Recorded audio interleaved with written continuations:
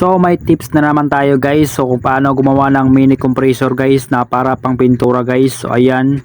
So kumuha lang kayo ng pito ng ano guys, interior ng motor. So ayan, tapos kumuha kayo ng coke bottle. Yan, pagkatapos butasan nyo ng dalawa. At saka yung takip niya butasan nyo rin guys. So ayan.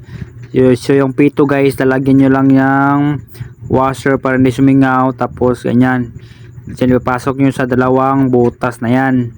So ayan, ganyan lang pag ano guys, tapos ipitan nyo guys para hindi sumingaw. Ayan, para may pressure talaga siya guys. So gumamit pala kayo ng isang buong ano guys, isang buong interior guys ng motor. Sa tapos lalagay nyo yung takip ng ano coke bottle at saka yung bottle mismo. Tapos higpitan nyo guys. So ayan. Pagkatapos naman guys is lagay nyo yung hose nyo guys, compressor hose. Ayan.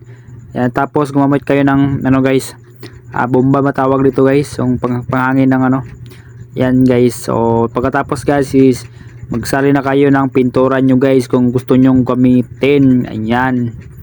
Yan, halaluin nyo lang guys. Yan, pagkatapos guys ilagay nyo na sa inyong compressor. Ganyan.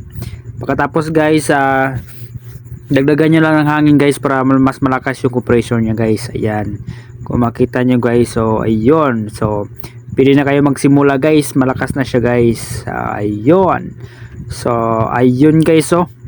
So gumana talaga yung ano nyo guys,